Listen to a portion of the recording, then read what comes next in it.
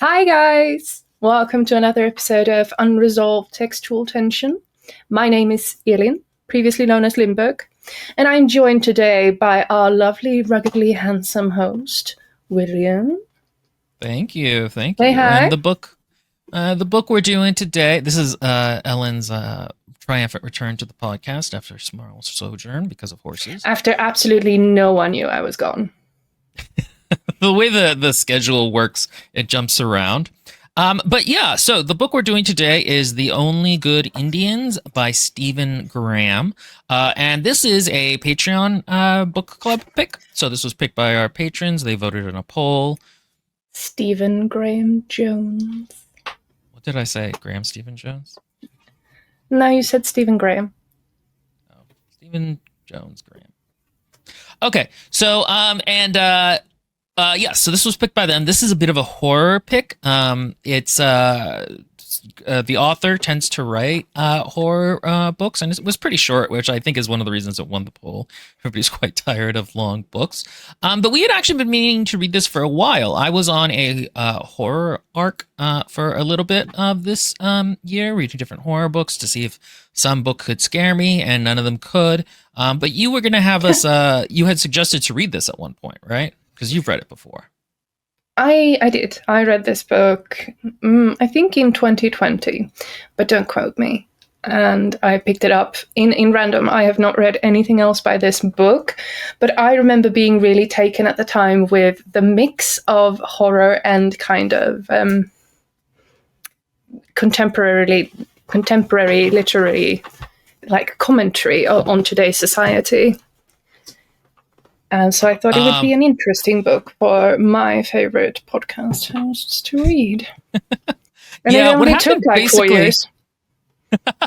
What basically happened with my horror arc is that we read The Troop, and I was like, oh, we're at the top of the arc. That's it. It's not going to get much better than this. And so by Nick Cutter, which is a brutal but great book if you guys ever really are looking for one. Also, Pink Synthetic, one of our patrons, says... Will is too rugged and manly to be scared by horror books. Okay, here's the thing. I am absolutely terrified of horror games, so I don't think it's because I'm rugged, but let's pretend it is. And I was interested in this book. I'm so glad you confessed to that, because I was totally gonna throw I you got to under the bus. first jump scare in Outlast, and I was like, I'm not having fun. Why am I doing this? I have one life. I don't need to be in pain for any reason that I don't want to be. Yes, so it's worth noting right off the back that the author to this is Native American. Specifically, he's of the Blackfeet tribe.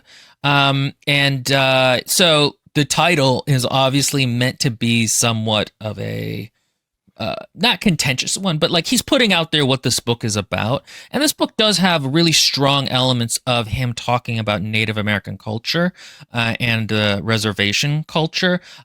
Just as a note, we're probably going to interchangeably use Native American, Indian throughout this. I think generally speaking, Native Americans prefer if you use their tribe affiliation. So we'll try to remember to call him Blackfeet, which is not Blackfoot, which is annoying, but whatever. But also most Native Americans don't really care past that point. Yeah, I find this book itself uses the word Indian rather pointedly and sort of makes a joke out of it. And because of that, I will probably default to it at certain points, but it feels very odd and very wrong. Yeah, it's some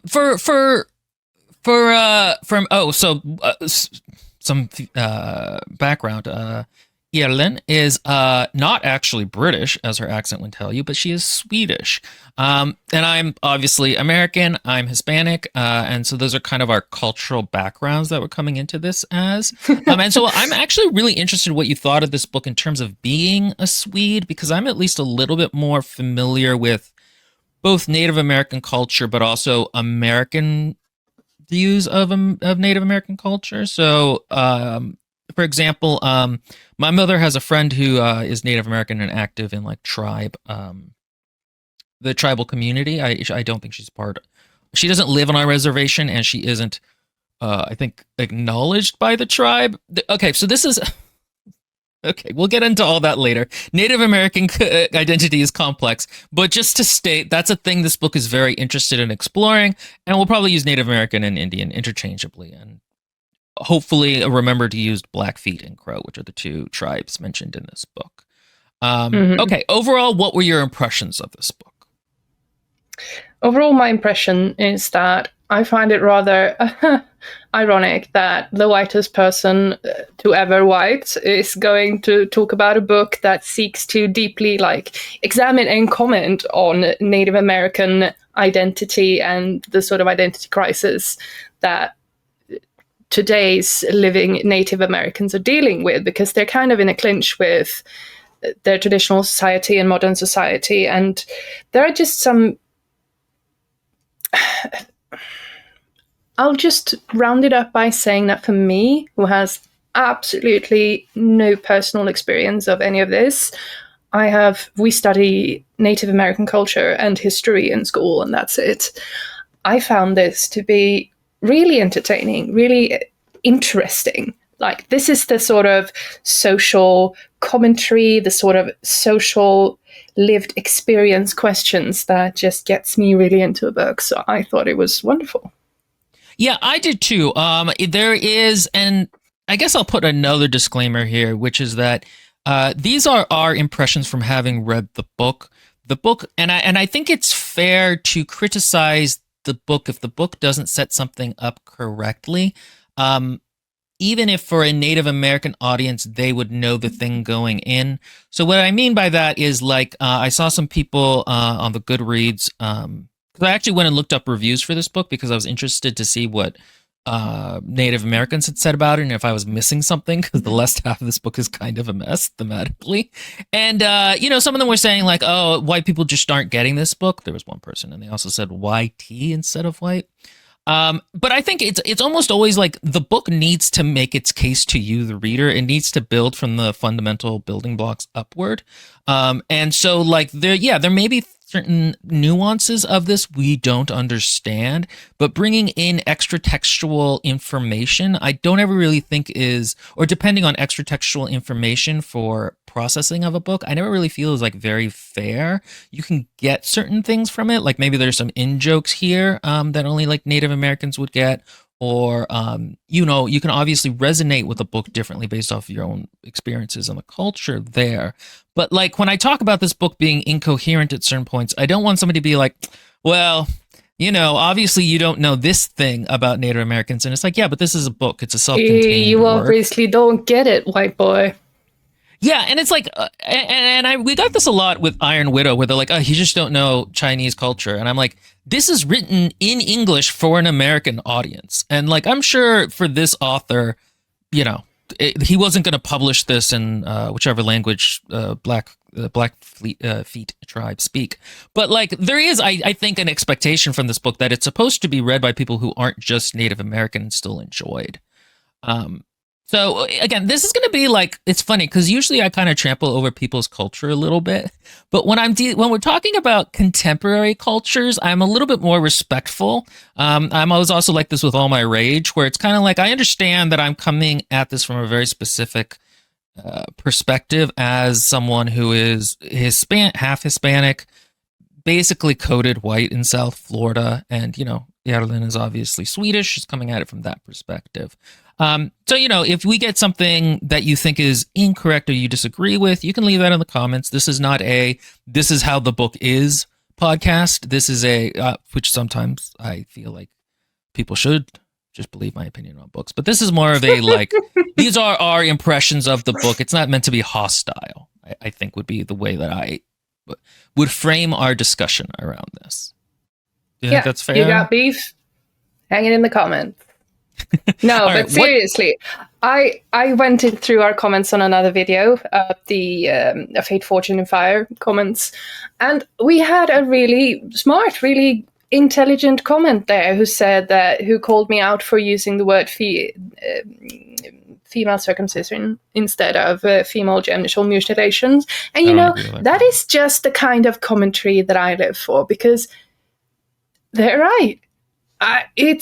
There's a very good reason to why you should make the distinction that it is female genital mutilation.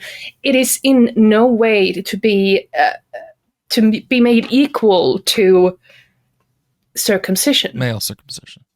male Yeah. circumcision, which Yeah, is no, sometimes. weird for European. I consider it a very strange, very gruesome I'm practice. still pissed about it, and I'm not going to talk about why. Yeah, But and so it does in no way does it have the long-lasting implications and the physical health defects and the associated trauma either. So, to that commenter, thank you so much.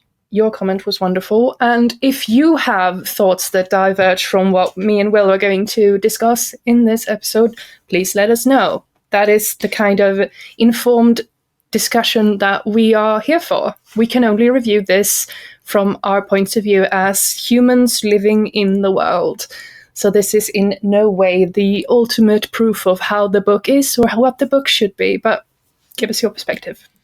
And another example is in the comments for The Witcher, the book we just read, Blood of Elves. I made the commentary that like the elves in the book feel very Native American coded to me, but that might be because as an American, I just take everything in through that lens. And there were several comments saying like, oh, from a Polish perspective or a European perspective, this may have been what he was trying to do and the groups he was talking about. And I thought that was really interesting, and I'm actually going to bring it up when we do the sequel. I watched the episode and I thought that was a really weird association for you to make, Will. Literally any time there's natives and not natives, it's a very American, or not just American, this is American culture gets blown into other places in Discord online, other colonial former holdings. It's almost always like, okay, natives are Native American or indigenous coded. If you're a minority that lived on the land is getting pushed out. And yeah. Well, the elves aren't, it's not really the same relationship. The elves aren't native and the humans aren't invaders in the same sort of relationship like the... Well, that's why I'm going to talk about it. Again, that's why I'm going to talk about it more next time. And I think it's more nuanced. People tend to forget that Europe is not just American white people writ large. Okay, to this book, we'll talk. It's true. People tend to kind of think Europe is just like white in the way that America is white, but just a lot of them, and also maybe a little gayer and more communist. And like that's not quite true. That's only the French.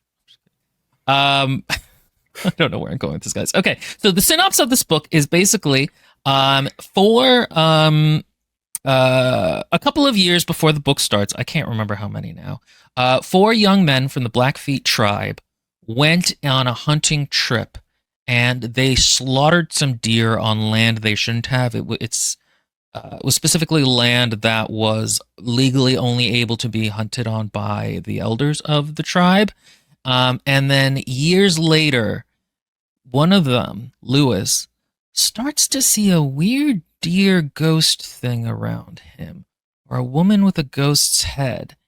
And what's that about? Is the ghost haunting him for how he killed them all those years ago? And that's the basic plot synopsis. Would you agree? Yes.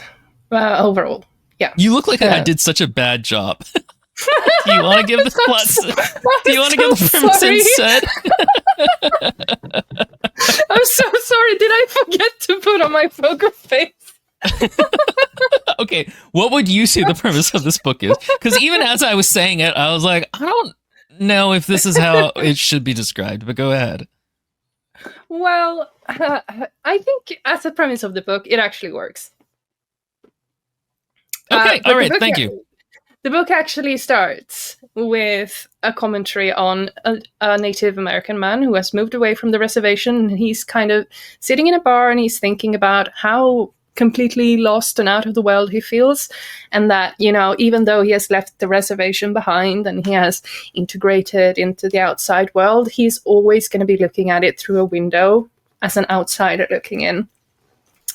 And so then he goes outside because he's been eyeing the beautiful blonde barmaid, but he needs to piss, so he goes outside, and there he sees a weird elk, like it's just kind of stumbling around and banging people's cars up. and he chases it off. He finds a little weapon and he's like, I'm gonna make you stop. And he turns around and suddenly a whole bunch of big angry white dudes are behind him. And they're like, hey, that's our car. You're fucking up, Indian. And he fails to explain about the elk and they don't care. So he gets beaten to death. And as this is happening, in the distance, he thinks to himself that he sees the reflection of deer eyes in the dark. Yeah, he gets hate crimed to death. And this is right from the beginning. It should be noted that the characters are really obsessed with being Native American. Like, they think about it like a good 70 to 80% of this book. And I think this is the author kind of doing that on purpose, because a large part of this book is about how they see their Blackfeet identity and what that means to them, and also the ways that it's kind of larger than them and sort of part of them and sort of not. And so I get it, and it's very witty. Like, one thing about this book is, like, the author is extremely talented at writing. His prose are excellent. It's actually pretty witty how he ties in all of these Native American jokes essentially into his character's inner monologue. But that is something that the book is right off the bat very aware and playing with. One of the complaints is we're going to end up being in the viewpoints of 4 different characters, and they all think exactly the same. And once you listen to the afterword by the author in the audiobook, you go, oh, he just wrote himself. He talks exactly like this. Because before that, I was like, oh, wow, he has such a deft hand with characterization and dialogue and making people really feel like the dialogue really just feels real, like you just heard somebody say it. And it's just because that's how he talks. It's very funny that, like, and so, like, that's one of the weaknesses of this book, I think, a little bit, is that I think, from my perspective, I think that this book is entirely a very personal experience book that is based closely on his life. And I think that one of the reasons too why dialogues and characters come across so earnest and so organic is because he is probably in part just reciting things and conversations that he's had in real life. And I've not read any other book by this author, so I'm not bothered by finding out that the author's voice at the end of the book is the voice that he has written this book in. I'm like, okay, who cares? It does not change the book. It doesn't. You're correct. It doesn't really change how I feel about the book. I'm still very impressed by his ability to write dialogue, outside of the fact that the 4 viewpoint characters we end up being in at certain points, they're all the same character. I really think there should have been a little bit more variation there. But we'll talk more about how the structure of this book is a little bit funky in that way. So after, and I've already forgot the man's name who just got hate crimed. We go into the viewpoint of, do you want to tell me? Ricky gets hate crimed. And the next man we hop to is Lewis. And Lewis is no longer on the reservation. Now, so my understanding of how this works, and if you have a better understanding, please leave it in the comments. I'll heart it. But from my understanding, there is a very kind of big gap in Native American culture between people who live on a reservation and are acknowledged by the tribe, and people who live off the reservation and are thus seen as like less Indian. And that's something this book is really interested in, is what makes Indian identity, or Blackfeet identity in this case. So this character, Lewis, he basically met a white girl and left the reservation because of like some guilt over what he did with the elk.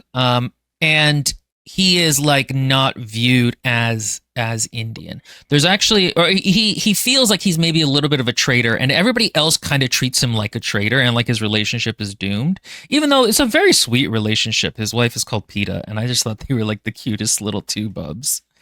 Yeah, he does this spiel that really feels very authentic and very much how you would think when you're having a sort of identity crisis with yourself, because he's like, okay, so here is me. All of my ancestors survived the gunning down at the Trail of Tears.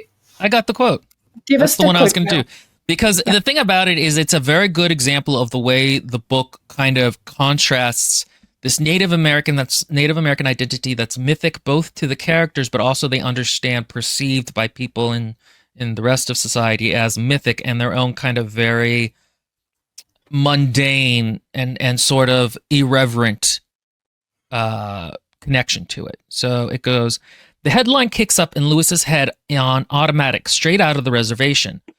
Not the full blood to dilute bloodline he'd always expected if he married white, that he'd been prepping to deal with, because who knows, but full blood betrays every dead Indian before him. It's the guilt of having some pristine native swimmers, cocked and loaded but never pushing them downstream, meaning the few of his ancestors who made it through raids and plagues, massacres and genocides, diabetes, and all the wobbly, tired cars the rest of America was done with. They may well have just stood up into that big Gatling gun of history, yeah? And this is him specifically talking about not wanting kids or not having kids. And like that is, and the fact that he got hitched with a white woman and they decided not to have kids. and it's like, that is, I think, a really good encapsulation of a lot of this book. So Lewis is very aware of, he has this thing in his head where he's like, the headline says, and it's funny, but it's also a way of showing that he is very aware of how others perceive him through his identity, and he is almost distant from his identity. He views his Indianness as others view it. It's like a thing put onto him, but not quite a thing of his own in ways. He's always very aware of how other people perceive him through it. He says that, like, you know, being the Indian guy at the post office, which is where he works, he automatically gained the nickname Chief for like a while. Like that's how it was gonna be. You know, at one point, he'll deal with the police, and he's very aware that like he needs to be careful with them because it's always a problem. And I thought that was really interesting because it is something that happens with a lot of identities, and like something I'm obviously not Native American, but something I've dealt with being like half Hispanic is like, how much am I really? How much like you know, how much can I really claim to it? You know, how do others perceive it? And I thought that was just a very interesting exploration of it.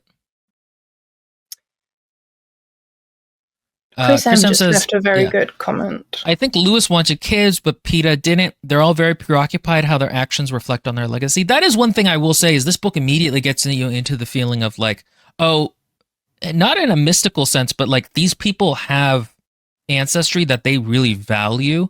Again, this idea that like he has these ancestors who stood up to all of this, and who is he if he doesn't respect that the way they want him to?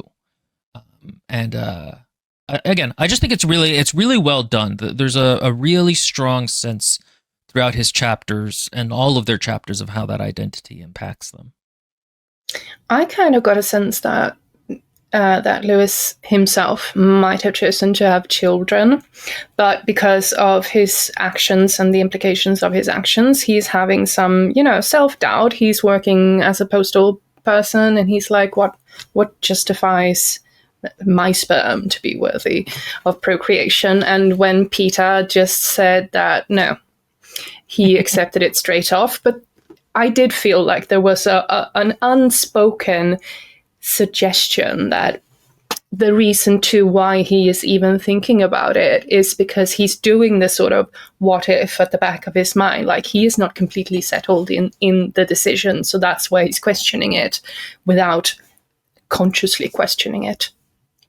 And this is called foreshadowing, guys. It's a literary I also think there is something that is worth considering when thinking about how Lewis is experiencing this this crisis of having been a native who has moved away from the tribe, and whether or not that means he has kind of betrayed the tribe. Because I think we need to consider that the Native Americans are not just one homogenous group. Like, the tribes are all very different, and they're small. They're slowly dealing with the fact that they are wondering if their culture is going to survive. Is it going to be here in a couple of 100 years? Like, is it cultural betrayal to integrate into the Westerners, the white man's world? And what will be lost if too many of us do that? So I think that a lot of Lewis's reflections feel deeply personal in the sense that I feel as if this is something that might be a question that a lot of Native American young kids might ask themselves at some point when considering what they want to do with their life. It's not just what do I want, but it's also what is right for family, what is right for tribe, and which way is heavier. In a sense that not all cultural minorities really have to choose that. Like, for example, technically, if I moved to Russia, I would be a minority, but I would not have the same crisis of identity because of this choice. So another thing to that isn't in the book, so I'm already going to break the thing I said about the book not really mentioning it, but I think is that Native Americans are a little odd in that they're one of the few kind of their racial identity is and kind of blood quantum, I think is the term, is very much a legal has very much as legal ramifications. Like if you're black in America, you know there's certain programs that you could be signed up for and like universities kind of that's actually over whatever, but like legally you are technically the same as everybody else. But if you are affiliated with a Native American tribe, or if you just are Native American, legally different laws apply to you if you're like on a reservation or not, and you can get like there's different tribal law on reservations because the American state has handed over these plots of land to the natives, so technically they are independent states within America. Kind of, yes. They are legally a little legally it's like a little weird, but so like one thing they is like fall under federal law, don't they? I believe I think it's kind of negotiated ish. Like it's not always 100% clear what the relation is, and it also varies from tribes. Like here in Florida, we have the Seminole tribe, and they I think they like never technically surrendered, so they have more rights I think over their tribal lands than other tribes. Again, this is a topic I know some about, but I'm a little bit murky on. And the other thing to note is that Native Americans often have to, and again, the book doesn't talk about this, so maybe it's a little extra textual, but Native Americans often have to deal with white people wanting to be Native American for a day to be cool. In America, there was a 1/32 or 1/16 law that was like if you had like one black grandparent, you were technically still white. And that's also partly, they called it, I think, a Pocahontas law, because a lot of white people at one time or another like to be like, oh, I have Indian ancestry, royal heritage in my great grandmother or something like that, and Native Americans are like, that doesn't make you one of the tribe. So there's a kind of a very fierce like, no, we do kind of need to means test, so to speak, who gets to be part of the tribe and not. And also there's issues of like sometimes it's down the matriarchal line that they consider to be part of the tribe or not, and that varies from tribe as well. So there is a very kind of formal institutionalized idea of what a Native American identity is and how that relates to their specific tribe and culture. And I don't know the particulars of this when it comes to like the Blackfeet and the Crows, which are the two tribes in this. But that's part of why this is such a sharp-edged cultural question, I think, for Lewis and for the other characters. That's what it felt like. If it's correct, we don't know. It's just an impression. At least some of, like 80% of what I said, I think is true. Grace Henderson. Like this entire going to come with a massive disclaimer, like this is all just our personal opinion. Well, and from what I understand, I think I know a little bit more about it than the average person, because again, my you do not get any leverage at all just because you're Hispanic. Like, no, very different. North and South American, very different. But Grace Henderson says semi-sovereignty does not supersede federal law, sometimes does state law. Yeah, I think that's how it works. They have also like their own tribal police. Another thing to mention about reservations, and this is kind of brought up in the book too, is that often poverty is a problem. Like often the reservations do not have a lot of economic opportunity. They were specifically pushed onto not very good land that often wasn't even their land. The Seminole tribe that I mentioned is actually originally from Georgia, and there's a split in the tribes between the ones who went to Florida and the ones who were pushed. Yeah, and I know addiction and suicide is also one of the generational and cultural things that they struggle with a lot.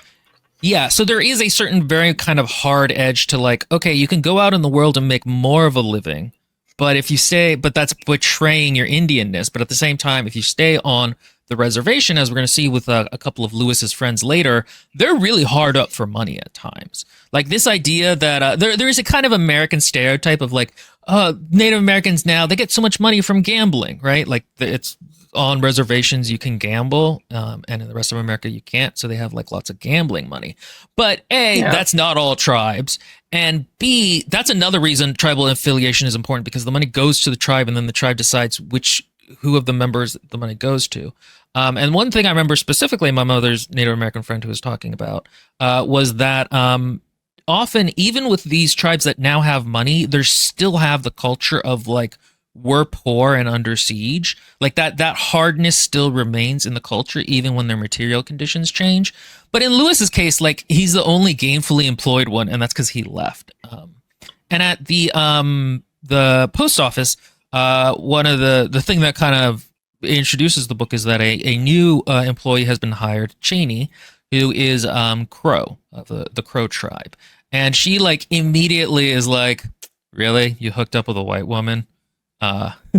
Which is, and there's a lot of jokes made, and even some, I think, real animosity later.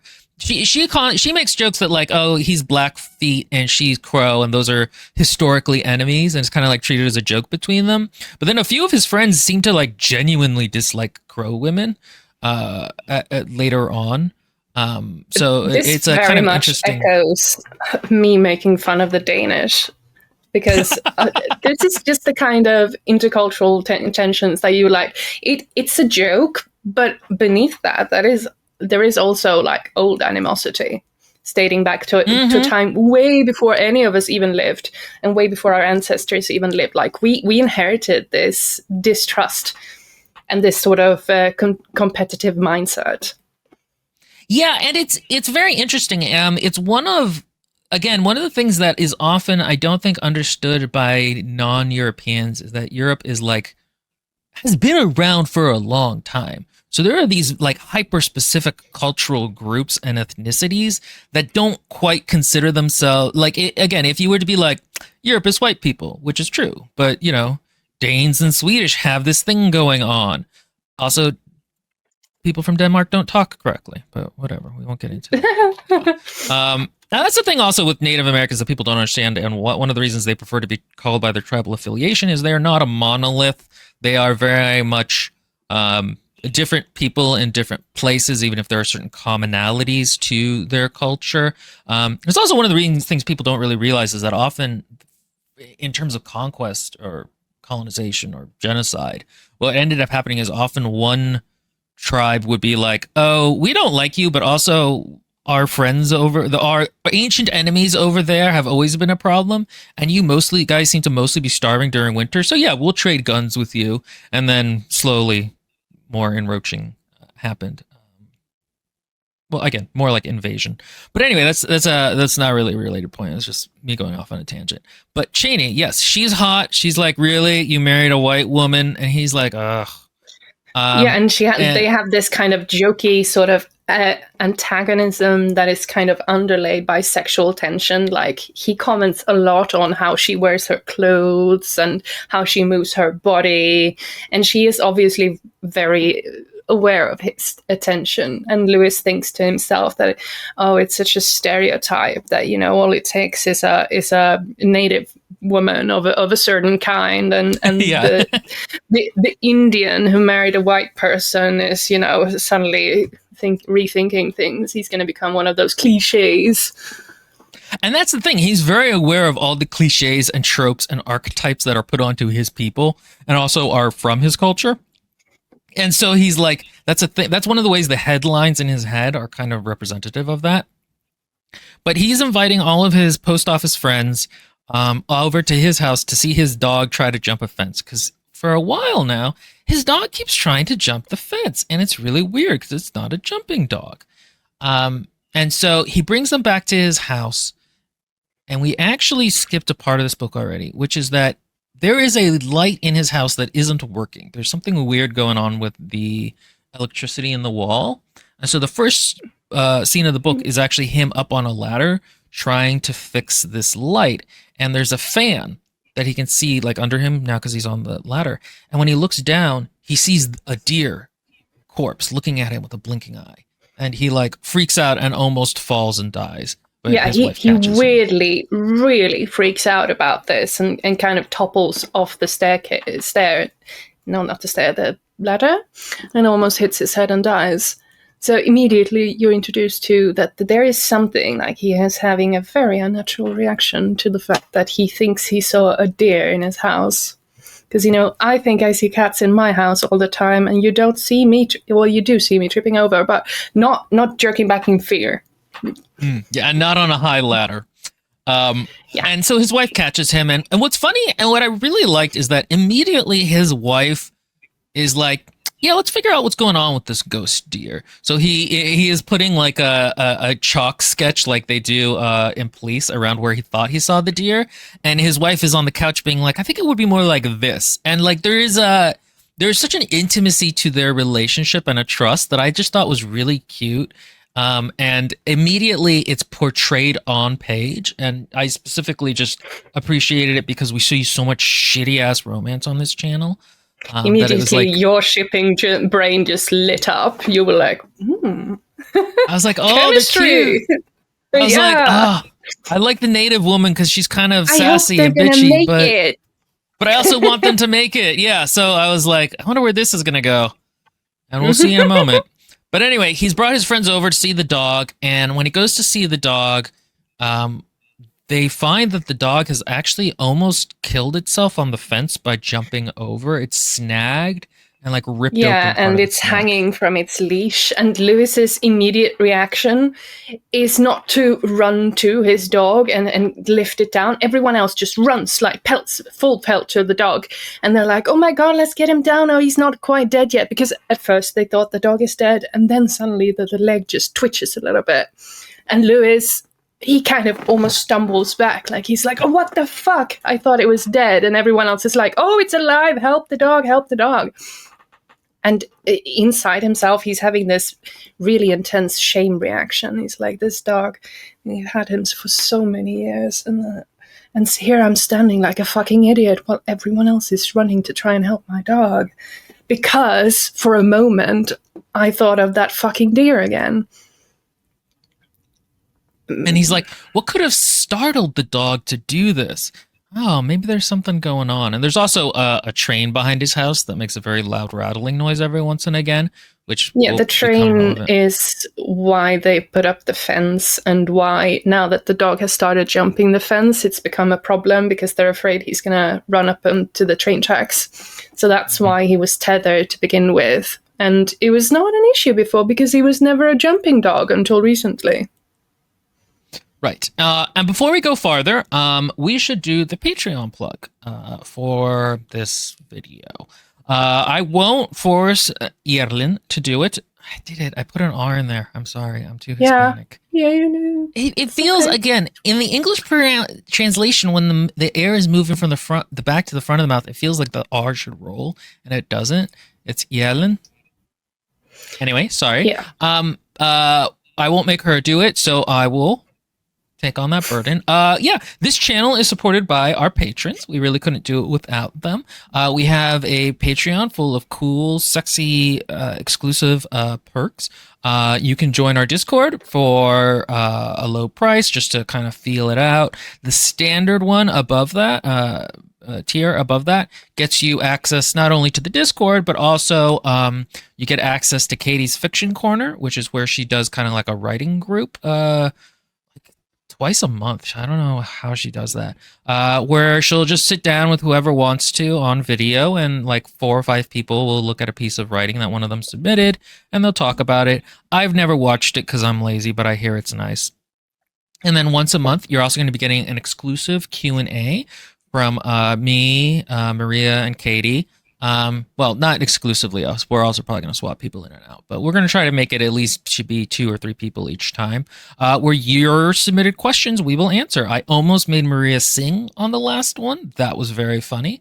I'd love to troll my I'm friends. so disappointed she didn't. Yeah, she has a very pretty voice. But yeah, Maria's if you the have, last person you would expect to get stage fright. you really would. She loves the attention. But yeah, so if you want us to answer specific questions of yours, we'll do that once a month. And then on the higher tier, the book club tier, you get to pick one book we read a month through nominating one and then a poll. That's how we got this one. Sometimes democracy has not made great decisions in the past, but this month I'm very happy. I really enjoyed reading this book, even if I have problems with it. You're also going to get access to a mid-month live stream, which will tell you what book we're going to read. It's like the book club, but it's like I just picked the book because let's be real, I make the best decisions. And you'll also gain access to a critique stream that is exclusive to the Patreon once a month. That's where me and Katie look at the prose of a book and how it handles things like dialogue on like a very page-to-page level. That's exclusive again to the Patreon, and there's about like 20 of them right now that you can see if you just join the tier for 1 month.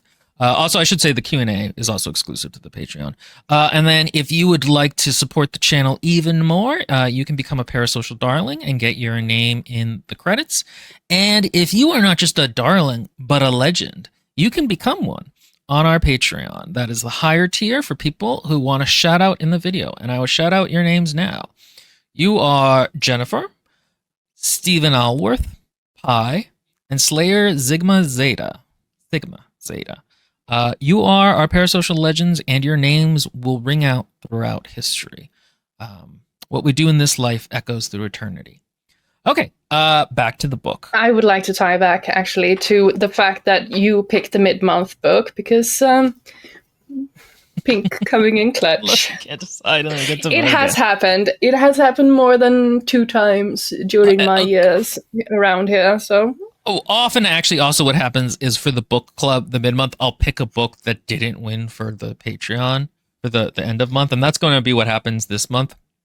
There was a book I really wanted to read that got nominated over the mid-months. Yeah, and didn't win the poll, The Starving Saints, and so we're going to just do it, I think, for October. Oh, didn't it win? No. Which is okay, because Tainted Cup is winning, which is fine, because I don't want to read that, and Maria and Katie can read it. I can have a week off. And then you and I can read. And then you and I can do Starving Saints for, I think, October. I haven't announced it yet, though. Okay, back to this book.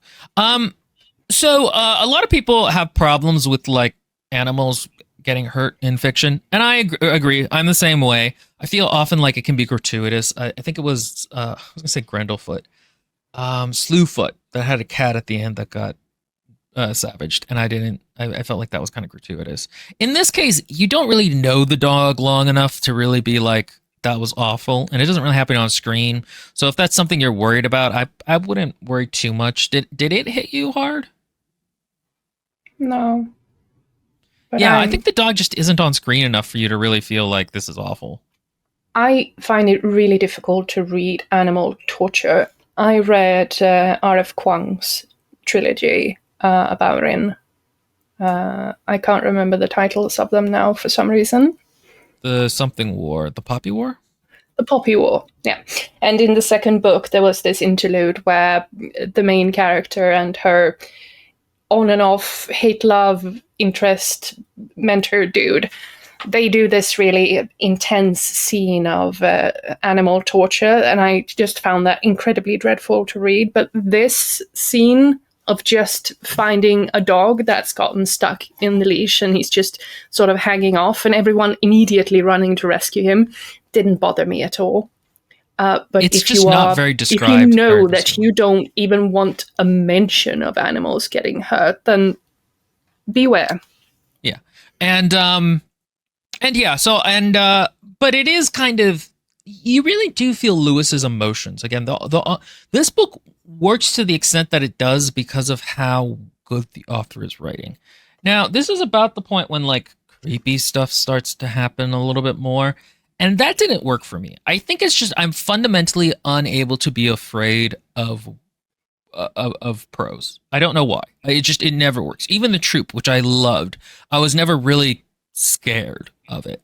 And that's going to become kind of a problem because what happens is that two things. One, Cheney borrows some books from Lewis, and it's very funny because he likes like fantasy, but he's always had to hide it from everybody else because it's like not a cool thing on the reservation. He's like a nerd.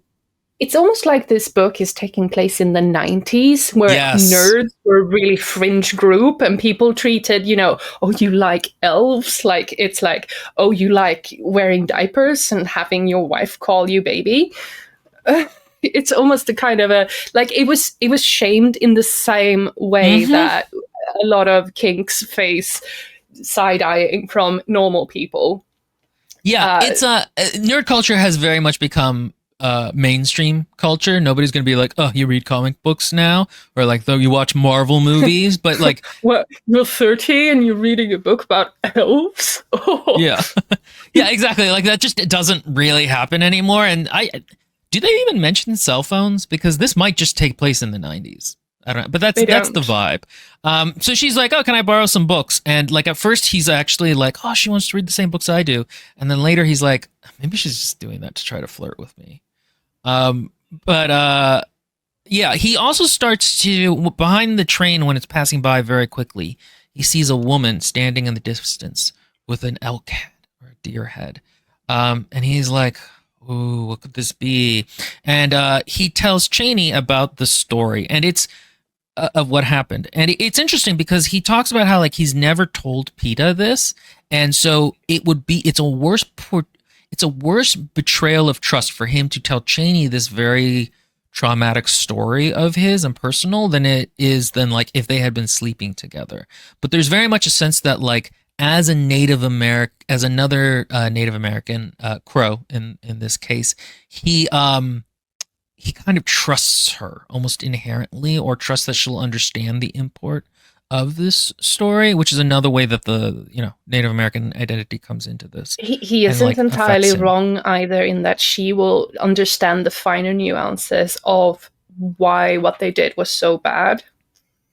Yeah, and I should state that like there is a stereotype of Native Americans that I don't even know if I'd say stereotype. There is a belief that Native Americans have very much a one with the land culture, and living in harmony with it. And this is like not entirely true. They live in harmony with nature in the same way that like a farmer lives in harmony with the change of the seasons. But in their spirituality, there are certainly more nature beliefs than I think we who aren't Native American have in our culture and religion. There is a spiritualism and a belief in spiritual energy moving through the world and through time. Yeah, I should say, basically speaking, there are those elements present in their culture, but they are not as like, we live as one and we they're not the Na'vi. They don't actually have a biological connection with their environment. So yeah, this is a magical story. Minority trope, and Native Americans are often put into that folder, and people are like, oh, you're gonna go to the reservation and smoke pipe and discover your spirit animal and see your future. And like you didn't affect the land. Like there's this whole thing about how people think that when they came to the New World, they found an untamed land. And that's not really true. It was very much in the same way that all human societies do. The land was shaped by the people on it. And so, for example, one of the things is the great herds of buffalo that you hear people talk about only existed for about a generation. They existed because like diseases came in and wiped out all the Native Americans who normally controlled the population. And so, like when people talk about the untamed land of America, you need to bear in mind that Native Americans weren't just like not affecting the land, but at the same time, there's themes of balance in nature in their Yeah, society. white people only thought that simply because Native Americans did not affect the land in exactly the same way as white people did, which is kill it and ruin it, basically. I gotta you go ahead and start telling about the story because I have to answer a call. Whilst Will is gone, I'm going to go on a little tirade about how ironic I find it that Americans, who are, let's face it, they're all British immigrants, are so violently racist and xenophobic in some ways. And it's so ironic that there's such a stigma for Native Americans who rightfully own all of this land.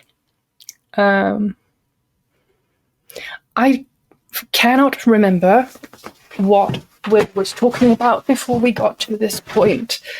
Something Shaney, and he sees a deer. Oh, Will was talking about how he is not frightened by prose, which I think is not entirely what the author is trying to do with this book. The horror is really in... Because at this point in the story, we start to see Lewis's mind sort of warp, where there's a tangible sense that he is kind of losing grasp of reality. He starts seeing things, and his thought patterns start really spiraling, and he becomes very obsessed with this deer because he keeps thinking about that night. And at this point we find out that during the hunt they went into this part of the reservation they were not allowed to hunt in, and none of them were good hunters. They were a little bit fucked up, if I remember correctly. And Lewis thinks to himself that by all rights, like, the deer should have heard us coming a mile away. They're like, there is no reason to why that whole herd of deer would be standing there as we kind of crawl up to them, because we were making a ton of noise. But what happens is that they find an entire herd of deer just out in the woods, and because they're idiots, they just start gunning them down. Like, they start shooting at anything, like anything with a pulse. So they kill like a whole bunch of deer. I think it was 9, 10, in the tens. And for some reason, the deer aren't escaping. They're just staying in place and getting killed. And this is going to become a point in the story later, because we are going to find out why the deer didn't escape that night. But after the massacre is kind of over, they're going around and they're looking at what they've done. And Lewis finds this hind. I think she's called a hind. A female deer. Help me in the comments. And she has been shot through her bone marrow. Like, her back is shot out. She's just bleeding out on the ground. But for some reason, she's still alive. And Lewis thinks to himself, like, there is no way she should still be alive. Like, she's been shot so many times. She's just leaking all over the place. And then he sees her belly start, like, moving and twisting around, and he's like, oh my god, it's November. There is absolutely no way that she should be with calf at this time of year, because calves are born in the spring. They need all of summer to eat and grow so they can survive their first winter. Like, the first winter takes a lot of calves out. It's like a first trial of fire, because more so than large predators, nature itself is the big killer during the first winter. But so he cuts her open and he finds that she was with calf. I think he shoots her twice in the head too before this. So if you don't like seeing wild animals hurt, maybe beware this scene as well. But he tries to finish her off. He's like, God damn it, why would she die? He shoots her in the head, and then he cuts her open, and he finds that she is indeed with calf. Hey guys, I'm back. Sorry about that. Okay, all right. So, you were telling them about the deer? Yeah. They shot the deer, and he tried to finish the hind off. He cut her open, and he realized that she was with calf, and in his mind that sort of cemented why she was fighting so hard to live. Oh, okay. So the reason I had brought up the whole Native American living one with culture thing, which I don't know if I ended that in a non-offensive way because I was trying to bring it around. But basically, all I was going to say is that there are implications for what they're doing on the with the animals and the relationship that they feel they spiritually have with them, and also with their tribe. That has implications to how this this hunt, the problems with this hunt and what happens and why it's awful. At one point, for example, they mentioned that like they're shooting into this herd of deer like the white man would shoot into defenseless tribe members, or even like the white man would do into the herds of buffalo.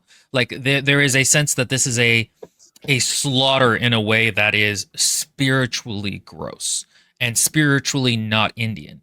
And yet also the reason that they felt so strongly about going and doing this is because they wanted to be real Indians who hunted, and caught, and it's a status symbol to have killed an elk and hunted an elk, which I thought was really interesting because it kind of ties into, as much as they sometimes are like, the old ways about their identity, there's still a real sense that none of them feel real Indian. Like there's a sense that like none of them are like, they feel connected to their past, but not in a way that's, it's a complicated relationship. There is a way that it almost feels like how people have trouble with like masculinity in certain ways. I was just thinking that in a funny way, it echoes toxic masculinity, where all men want to feel like a man, and yet even people seen as men by other men have this feeling that their masculinity is always a fragile state. It's always something you can lose, and it's always something that it's not something you can claim for yourself and keep it. It's something that is in part given to you by other people. It's that is exactly what it is, and obviously toxic masculinity is basically all bad, but like Native American identity and culture obviously isn't, but there is that connection to it, that sense that it is vulnerable and it needs to be maintained, and it is also policed by others. That's something I often feel about my own Hispanic identity, is that like I can't ever really be, I'm always worried about somebody more Hispanic coming up and being like, you're not Hispanic. Like there is that kind of what you doing, white boy, pretending? Yeah, exactly. Or like Maria once said, like, I'm more brown than you. And that bothered me for so long, even though she made it as a joke.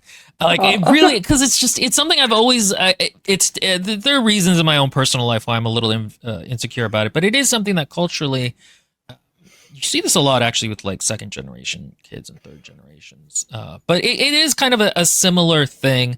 And then also there is a great respect in their culture for elders, and there's an extent to which hunting on this elder land is just kind of like they were kind of doing something wrong. And there is in the scene also there's this kind of tension in them, like they feel a bit like kids doing something rambunctious and wrong. There's like this sense of thrill in doing something forbidden, but also a sense of young men trying to show their dominance and show themselves as dudes. And even though they kind of know that they're going about it in the wrong way, it's almost like they're just trying to prove it to themselves.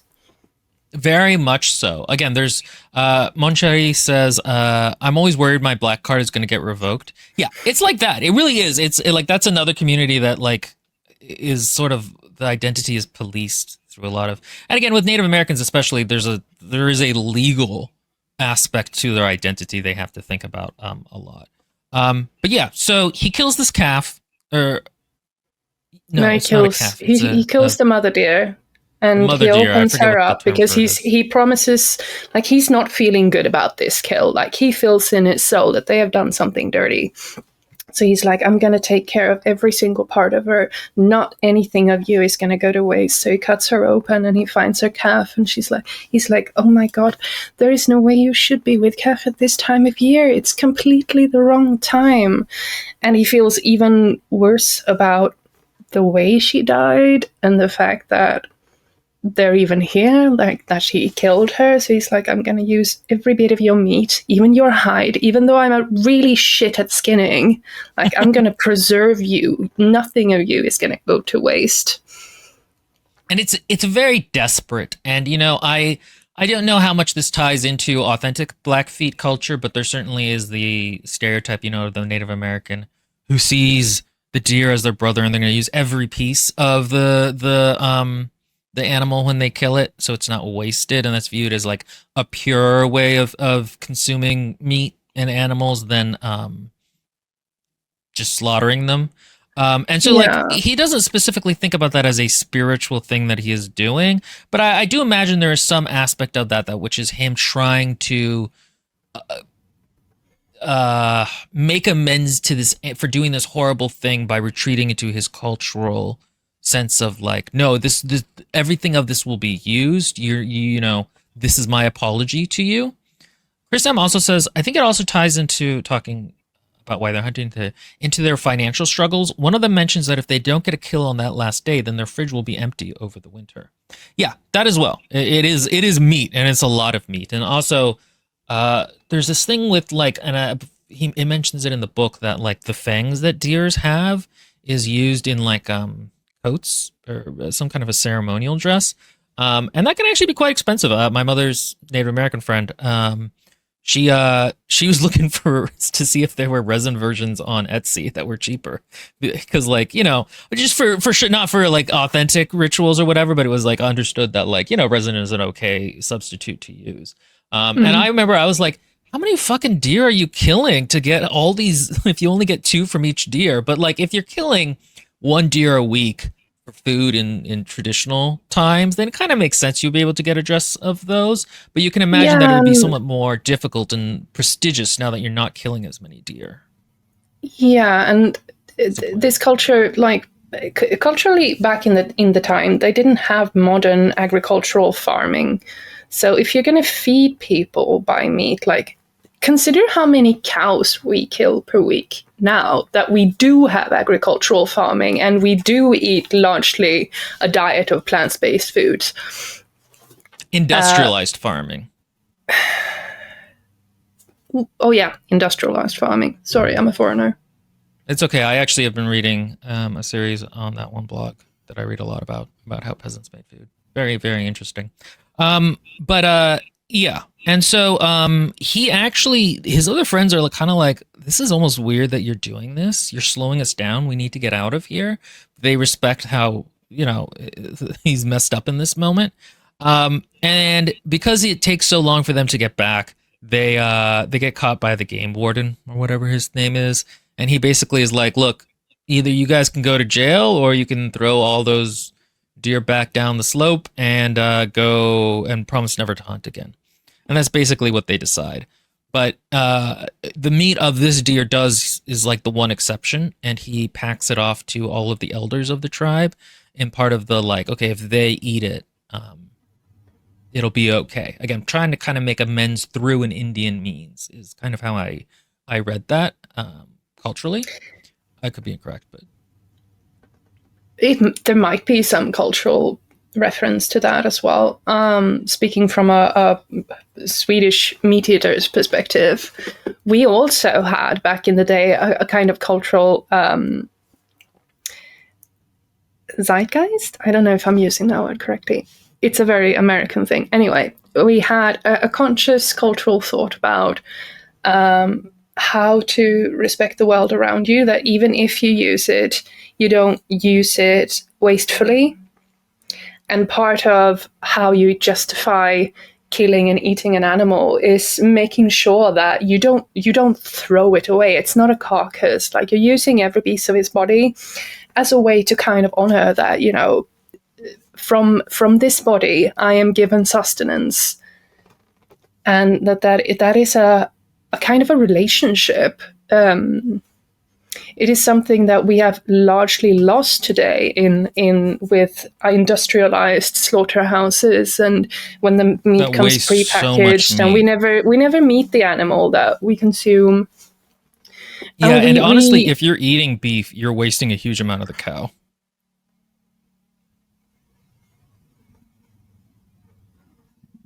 yeah. Yeah. No, yeah, would you say then it's you guys tried to be lagom about it? No. This is a Swedish term I learned. Lagom means doing really good or in balance. I'll have Lagom to eating figure. means doing something with moderation at an appropriate amount. Damn it, close. But no. We'll have to talk it over, Fika. Anyway, my Um, point was that this isn't necessarily a strictly native experience, even though I did get a sense that it's sort of tied into it. That Lewis, as the chosen perspective, did try to do something that could go somewhere towards rectifying this wrong that they had done. Like they had taken a large chunk out of the world, and now he wanted to bring some of it back. And that ties in thematically to what's going to happen later. exactly. So we go back to the present, and we understand, and we, from what we understand, this is actually one of the reasons he wanted to leave the reservation was this kind of thing, the he being haunted by this act, and Hunt. And then we go back to the present, and his wife obviously comes in while him and Cheney are like talking about this, and she's rightfully pretty upset. And that night, he hears her get out of bed and go downstairs and open the garage door. And he goes out to sit with her, and he sees that she's crying, but it's because his dog. I don't remember exactly what happened. His dog is now dead. It's like it's fully dead. I think the garage door fell on it. Was that it? No, he woke up in the middle of the night and he noticed the bed was empty. So he was like, "Oh shit, Peter, there's this tension between us because I told Shana Shaney, I think. first." Shaney first. So he goes down to see where she is at, and he finds her sitting in the driveway, and she's looking at the carcass of their dog. And they're like, what's happened to him? Because something has stomped him to death. That's And what it was. Yes. yeah, trampled, stomping. And if you know hoof animals, like large hoof animals, you know that is how they will fight, if they do fight. So they're just like, oh, the garage door was just open a little sliver. Like, how could an elk get inside and stomp our dog? Like, how could he get out? It doesn't make sense. Mm-hmm. And I think it's about this point that he starts thinking that the deer has come back to haunt him, but it is PETA. We've Like, kind of moved towards this thing where he more and more feels like, oh, he's being haunted by something, and it's got to be the deer. The deer is somehow involved in it. And at this point, he's like, the only person who could have done this is one of us or another human. yeah, he mentions that some like a shovel was used, I think, or something like that. So it must have been a person and not just a deer. Which I still am a bit like, why did you jump?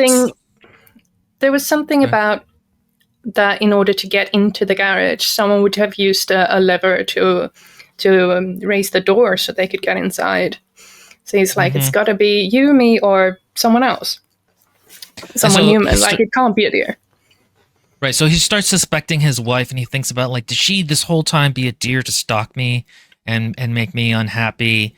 And then he starts thinking, like, oh, could it be Shaney? She doesn't actually seem to be reading the books that I gave her. She didn't know a reference. This is a little out of order, but those are one of the things that he... It's so funny. He makes the weirdest, super nerdy, really obscure references to her, and she's like, the fuck, dude? What are you talking about? And he's like...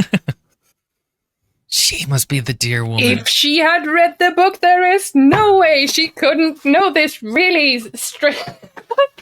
So Raggedy Vanity says, I thought Lewis said, okay, I thought Lewis's growing paranoia was really well done. The horror for me was more in wondering what he was going to be driven to do. Here's the thing. I thought it's well written, but like I kind of thought it was funny more than anything else. How he keeps thinking that the people in his life might be a deer haunting him. Like I was like, this is like a kind of a weirdly funny turn for a horror story. How did you feel about like that? Like was just a me thing, or did you also feel like it was more funny than anything else? I I went into this book a lot more blind than you did, and I remember the first time I read it, I thought to myself that it was shaping up to be a book about a man who was losing his mind, who was going insane. Mm-hmm. Like he's going full tilt. He's being haunted by a deer, and now he's gonna go on a rampage. And I thought that how the thought patterns tend to just spiral into how one logical conclusion just jumps really far and becomes something that is really illogical. I found that really convincing. I thought that bit was well done as well. And horror for me isn't necessarily just horror as in, does it scare me? Like, horror can be so many things. Horror can be realizing that your life is going nowhere, for example. Yeah. Or that Again, your best friend is going to die. Your parent is going to die before you. You're gonna die. I'm gonna die. I'm gonna die.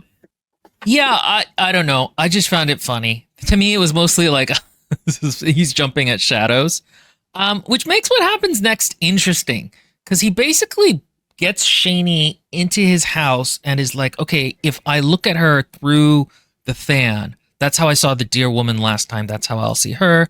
And he keeps trying to do all these things to kind of try to make it. And in his mind, that makes sense. Because he's like, oh, because I saw the deer on the floor, I'm gonna see its true face if I see her through the fan. And I'm like, dude, there was no deer on the floor. Yeah. You stood on a ladder and poked in a live electrical outlet, and you hallucinated. That is really what's happening. But in his mind, like everything makes, like all the synapses are firing. It all makes sense to him. And that bit I do find to be really well done. Like, I did too. I mean, again, you can follow his logic train even as it's going off the rails. You're like, okay, that kind of does make a certain sense if you are a crazy person. Yeah. And so I was like, okay. And then he's like trying to get her to do this or that thing, and she's just like, you're being real weird. Do you want to have an affair? Is pretty much her attitude. Yeah, because he's like acting really weird around her, and he's like trying to look at her in certain angles. Like he's up on the ladder, and he's like, "Will you hand me that thing, dear?" And he tries to look down on her, and he's like, "Dude, if you want to see my boobies, just ask. I'll whip them out." Mm-hmm. It's really funny. And then he's doing something by a car he's fixing up, or I think it's a bike. And he ambushes her by getting her hair stuck in a turbine and having it rip off her scalp and face. And bunch her face, I think it is. And that is how she dies. And he immediately is like, okay, the dear woman's gone. But wait, what if it isn't? What if I was wrong?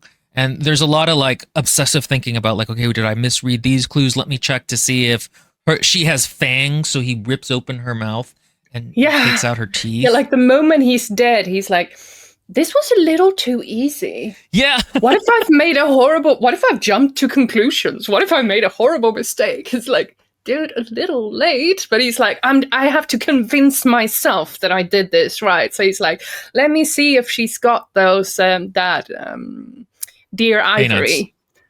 Mm-hmm. Yeah. Oh yeah, that's what they call it. And so like this is the part where again I thought this was more funny. I thought this was gonna be a funny aside where before the monster like revealed itself. So for him to like straight up kill her in that moment actually was kind of shocking to me because I didn't expect it, and it was also depressing because I'm gonna be honest, I really liked Lewis. Like I really identified with him a lot, and so to know that like by the rules of literature he's gonna have to suffer by the end of the book and you can't have a happy ending, I was like, "Aw, that sucks." But Yeah, and so I didn't love that. Uh, I didn't love that. I wanted him to have a happy ending. Um, I uh, found even the second time too when I read this, but the first time I read this, I found the turn of events so viscerally shocking that I find that it is pretty effective. Like the author is clearly trying to do something, and he's doing it, and it kind of hurts me a little bit because I like Lewis too, but it's working. I mean, it does, yes. Um, it does, but we'll talk about it more because basically what happens then is his wife comes home and she's like, she goes up and she's like, you fixed the light because she's up on the ladder looking at it, and then she's like, why do you have all this blood on you? And then she falls and he's frozen, and she ends up stabbing herself essentially. No, she No, bangs no. her head on the Oh yes, she had a knife, but yes, she cracks her head on the fireplace. the fireplace. Yeah, and dies. And I he's know like, word. and he's like, oh shit, but maybe she was the elk woman. So he tears open her mouth to find. And again, the thing is, Yeah, and he's like, he just killed a woman, and he was like, it's gotta be her. And then he was like, oh fuck, it wasn't her. And now his life partner has just cracked her head open and could maybe still be saved. Like it's written in a very unambiguous kind of way that ambiguous way. she's super dead.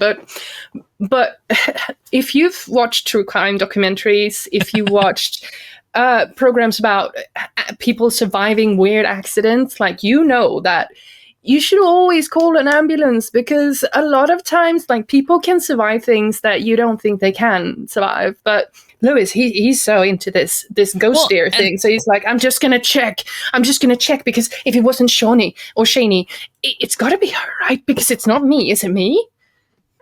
And he does it so casually as well. Like, it's not just that she might be alive. He desecrates her corpse immediately to figure out if she's the deer. This woman he loves. And at that point, you're like, okay, this person is seriously mentally ill. Yeah, no, and again, the author portrays this downward spiral quite well. There is a real kind of organicness to it. And suddenly, as he's kind of ripping her open, he's like, he figures out that, my God, we went bareback the other day, and her belly is all swelling up, and she's got to be pregnant. And I'm like, dude, that was yesterday. This doesn't make any sense. He's like, oh, it kind of makes sense. Oh, this is my one chance to, you know, to get the kid that I thought I would never have.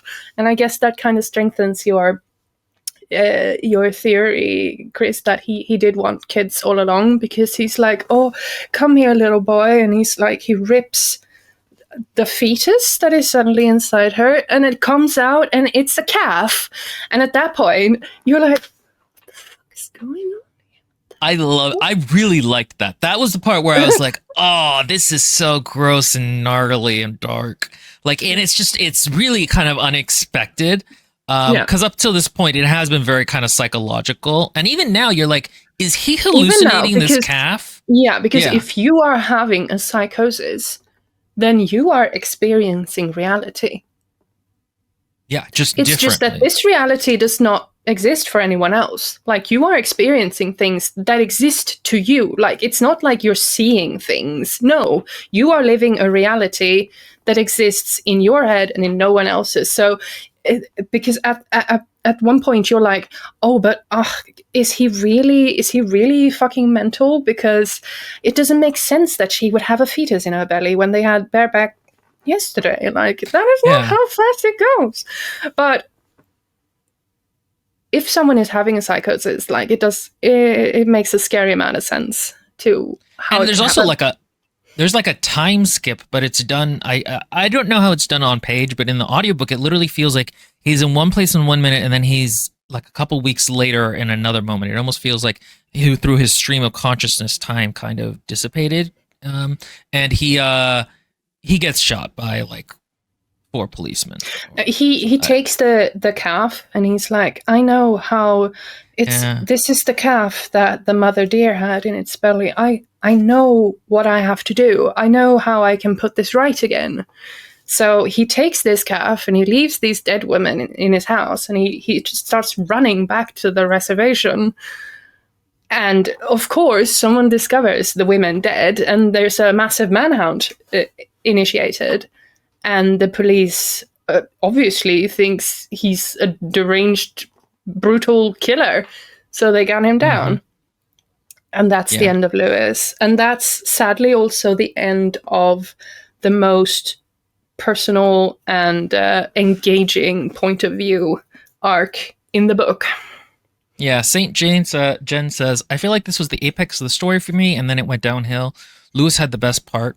Yeah, that was very much how I felt, because the thing is, you really like Lewis, and you're invested in him, and after this point, you're not going to become as invested in any of the other characters because you know they're all going to die. Lewis died. And also, they're kind of just like paler versions of him that you're not as emotionally, you didn't spend the time building up to. None of them get the same examination. None of them get the same amount of characterization or fleshing out of insecurities and, internal conflicts as Lewis. Like, he is fed to you by the narrative as the main character, and then not even halfway into the book, the main character is suddenly gone. Yeah, I really didn't like that, because I really thought we were going to be following him the whole time, and like it's okay to subvert readers' expectations in that way, but I don't think you get anything from it. I think you just lose a certain amount of investment in the story. I did like what happened next, which is that all of a sudden you're in second person, and the narration is telling you about you being the deer that died and then being born again into this world and being just so pissed off and wanting vengeance. And I remember being like, ooh, okay, where is this going? Because we stopped with that. So are we going to go back in time to see how the deer did it? Is there some kind of more of a story left to Lewis? And no, this is just chronologically, the deer has now birthed itself into the world. It's not a psychological horror. It's really a deer monster, like ghost. And now it's going to hunt down and kill his other friends, Cal and something else. I forget his name. No, not Cal. I have names written up. Why can't I remember? Well, Cass, so basically, it's his Cass. That's what it was. Yeah, who are like his two friends who stayed on the reservation. Neither of them are great people. Neither of them are terrible people either. One of them has a daughter called Denora. It's Denora, right? Yeah. I don't know. I'm never good with names, guys. Who is really good at basketball. And she has not been mentioned before this in the story. So we're just switching over entirely to this part. And it's like, we get a little bit from her, but it's mostly that she really likes basketball and she keeps playing teams that are super racist. Yeah. Then you're kind of left wondering, like, what is the book going to be about now that that Lewis is gone? Because, okay, so they were four friends in the woods, but we never got any of the other friends' points of views before. They felt more like side characters. And suddenly the author, Chris, actually has a good comment. Yeah, I wanted it to be Psychosis so bad, but then the newspaper article spoiled it by saying that the elk baby was real. Yes, that was the first thing. You were like, what? So, okay. So, yeah, so as a reader, you immediately have the experience of needing to recontextualize this entire book. At least if you were as hard on the Psychosis train as I was. Yeah.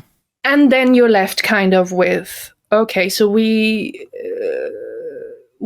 technically, it feels like we neither have a main character nor a plot, and the book needs to kind of restart itself at this point. Yeah. So you spend a bunch of time in Cass and Gabe. I was going to say Gabe's. Yeah, no, it is Gabe's point of view, building up who they are as characters. But it's like, okay, but why are we restarting this process? Also, because we just know they're going to die. Like, if you already killed off the main character, you're gonna kill off the other characters who aren't as likable as Lewis. And so a bunch of time is spent like setting up that the deer's coming after them, and the deer is just like slowly coming after them. And they are gonna do a sweat lodge, which is like a traditional sweat lodge, to help one of the young boys in the community who's kind of going into like on a What bad has path. Scandinavians called sauna? No, it's And what I call literally that. going They're doing outside in sauna. Florida. It's true, guys, during summer. But yeah, and this part's interesting. Again, this book is interesting when it comes to the culture of the reservation and the Native American and Blackfeet identity.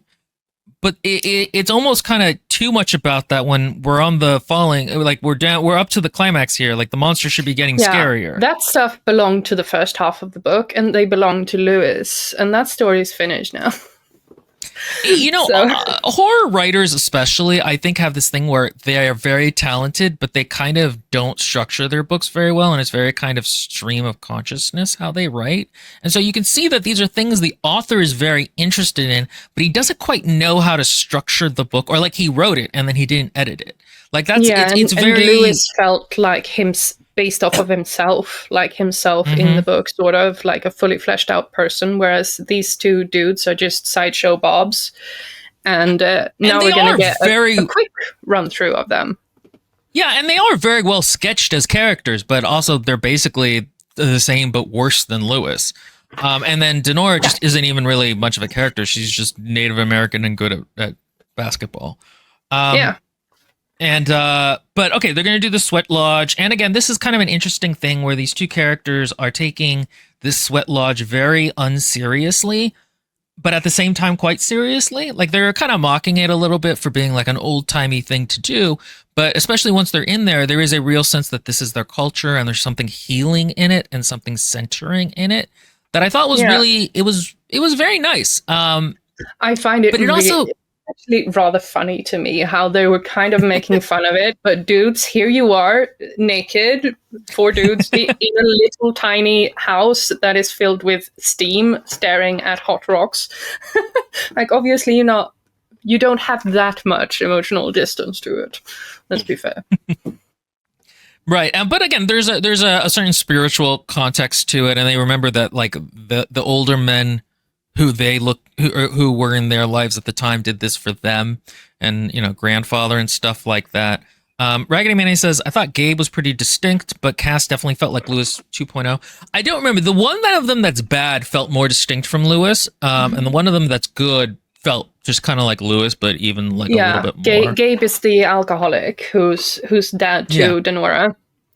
And he's been living kind of on the rough side for a while, and now he has a girl that he's interested in, and he's trying to turn things around. And that feels like the beginning of an interesting character. Whereas Cass is like, he has dogs, which is nice. He likes dogs. Huh? And it's cute that he like gets along. Again, I like that the women in this book are tough and cool, and like their husbands really love them. Basically, they're doing this. The kid starts to open up a little. Outside, the deer kills the dogs and not the horses.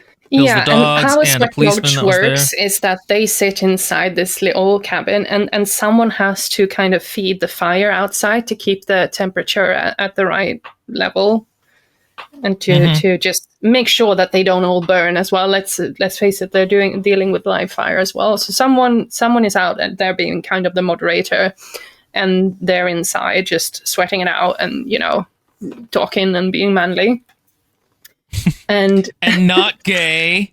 Totally not gay.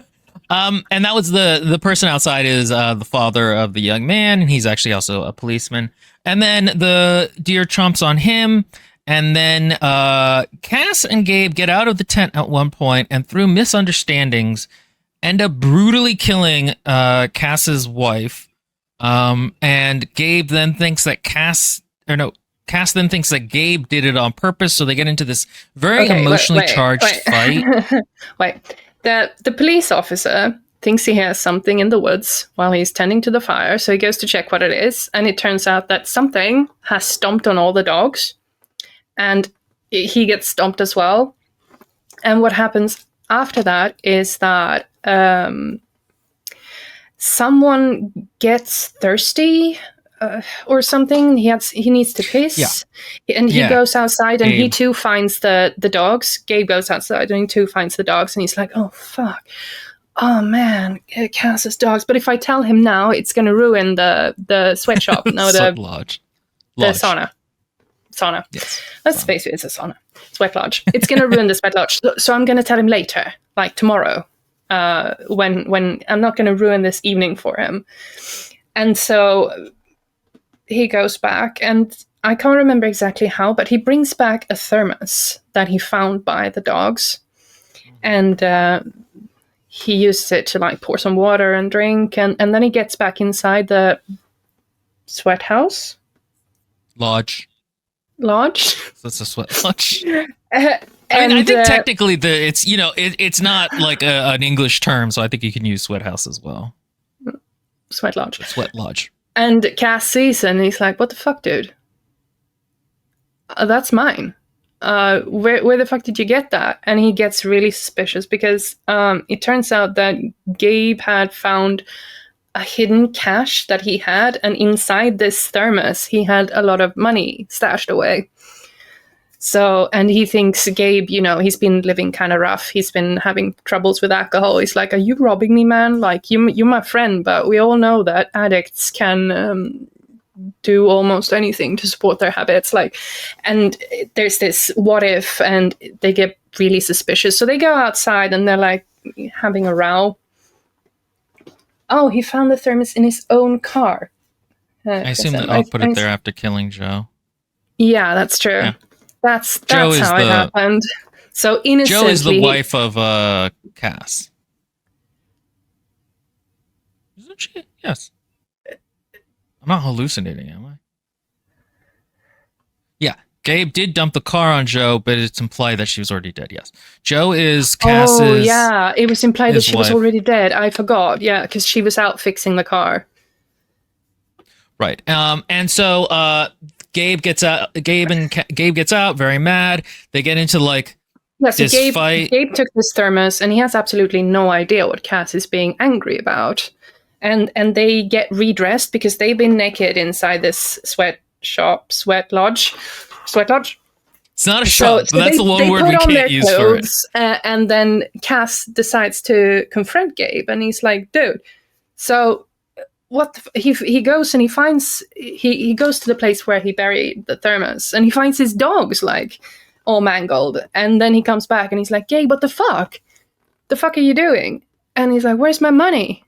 And Gabe's like, "I don't have your... What are you talking about? I don't understand what you're talking about. I don't have any money. What is this?" It's like, Cass is like, "I know you got it. Stop playing. Like, I know you did it." And Gabe is like, "Dude, I don't have any money on me. You know, I got like $26 or something like that. And it's what some dude paid me." So he sticks his hands in his pockets, and he's like, he turns out and shows him the money, the little bit of money that he had. And then Cass is like, "What's in your other hand, Gabe? The hand you're still keeping in your pocket." And Gabe is like, "What the fuck? Shit, these are my pants, but there's something in this pocket." And with his hand, he feels like there's the money suddenly. So they have somehow appeared in his trousers, and he's like, "I don't know if these are even my trousers, dude. Like, this doesn't make any sense. I haven't done this." And the sad part is that this would be a good time for, if this was psychosis, for this to be a realistic, because they've just both been sweating for like hours, and they are described as, this is this is kind of like a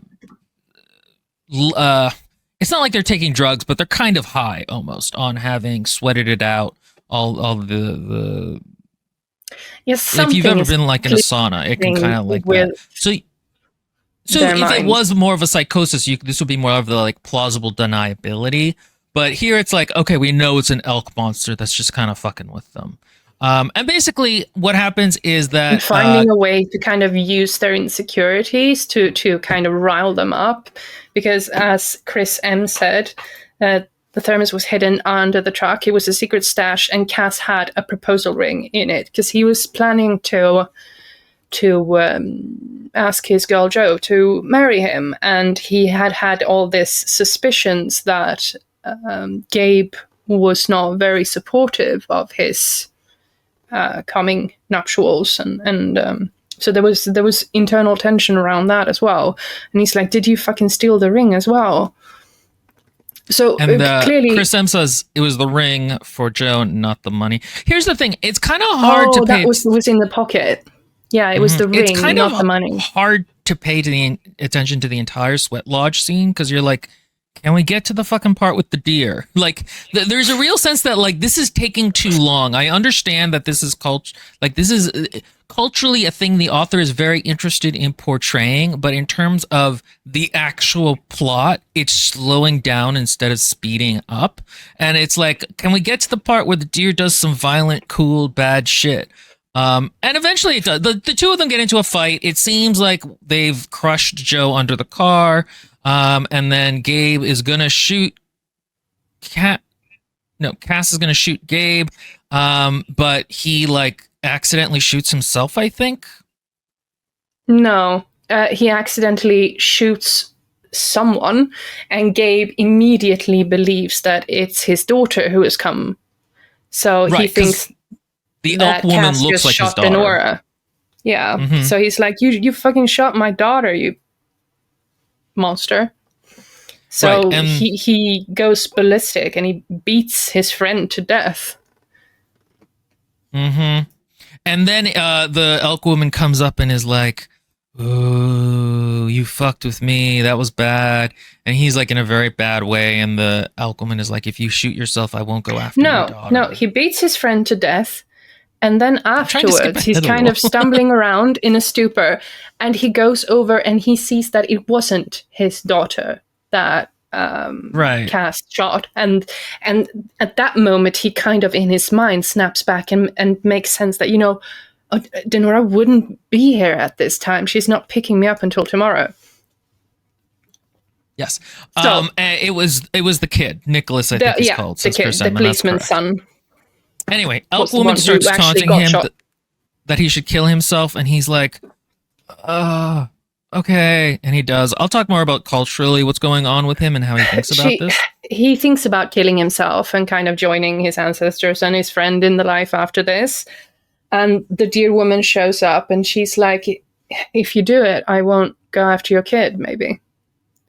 And he's like, and so if I do this, you won't go after my kid? And she's like, no. And he's like, wait, do you mean that you're not going to go after my kid? Or do you mean that you will do it no matter what I do? And she doesn't really answer. And he's like, oh, well, I guess it makes sense. It's only right that, because he poses Cass's fingers on the gun before he sticks it into his mouth. And he's like, there's poetic justice in this. Like, I beat my best friend to death for something he didn't do. So, now I'm going to pay the price, sort of. And then he does shoot himself. Also, it'll tie into, again, the cultural kind of analysis I'm going to do in a minute, but I just want to get through the plot and then we can go back and talk about it.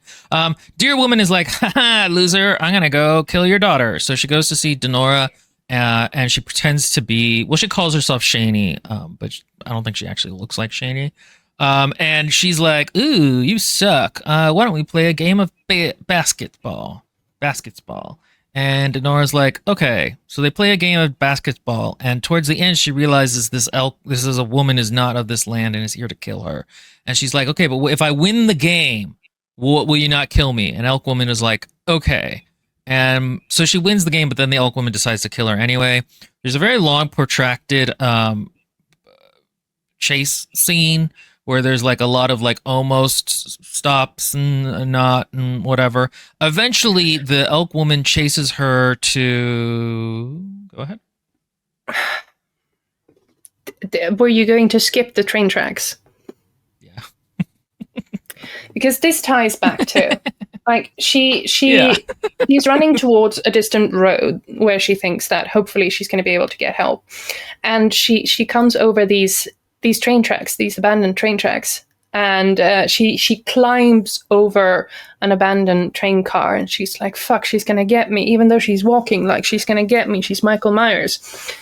And then she somehow figures out that, wait, the dear woman, she doesn't come.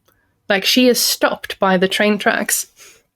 And then in the deer's narrative, we have had this sort of flashback to the night of the butchering, the slaughter, where the deers had kind of like they wanted the good grass, like they were feeling safe, they were feeling good, they had an escape route open.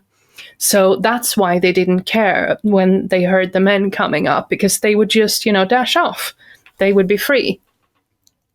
The night Lewis and his friends crept up on them. This is separate from the train story with the other herd of deer, right? I don't think so. Remember, there's ancestrally, they have a memory of a bunch of them dying because a train went by? I assumed it explained why they never got away. I thought it would have happened. Yeah, I thought what had happened is that there was...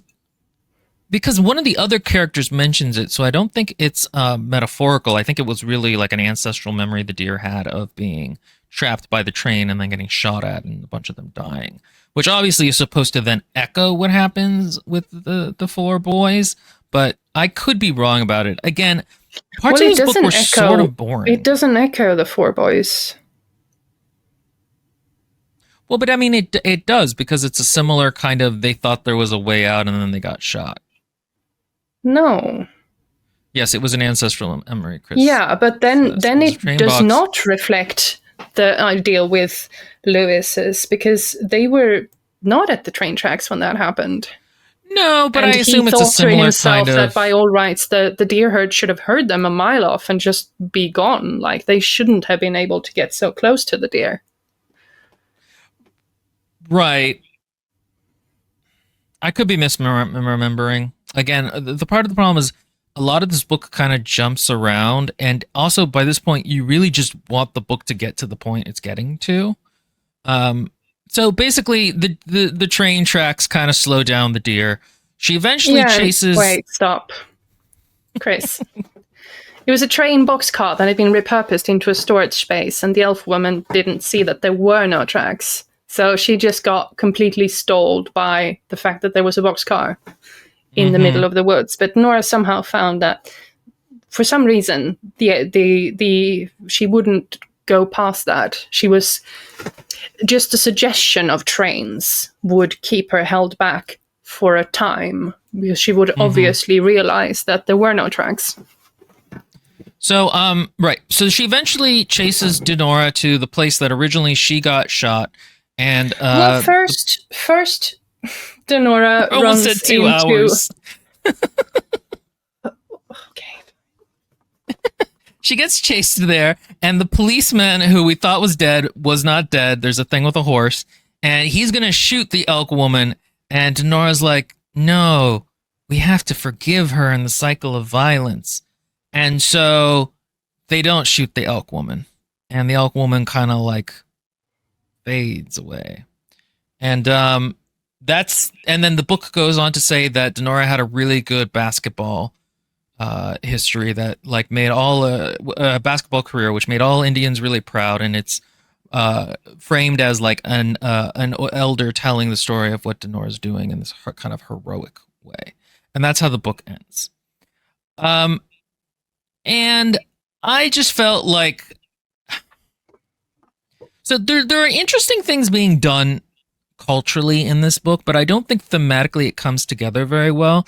Like, this ending feels like he thinks we're going to be really invigorated and feel like culturally, like, okay, the Indians are resurgent, this is their hope.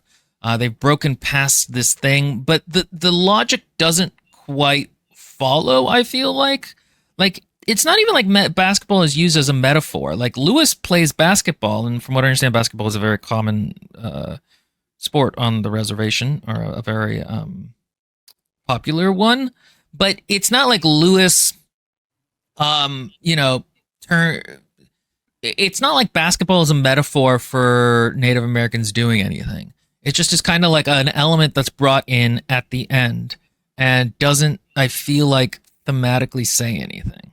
You forgot the elk calf coming out of the grave. That is the main theme, I think. That is my main takeaway from the whole book. The elk calf coming out of the grave? Yeah, because what stopped the monster in the end was not human intervention. It wasn't any kind of atonement. What stopped the deer originally was that she came to the site where her calf lost its life. So the initiating trauma to this curse, arguably. And the calf comes out of the ground. And before that, Denora and her has had this conversation, like, why is your body? Because there was, at this point, we saw that she was, the apparition of Shani was bleeding all over her back. And she's like, it's because I'm dying. I'm not supposed to be here, sort of. So the elf comes out of the ground, and they're kind of reunited. And that kind of closes the circle. And Denora sees this.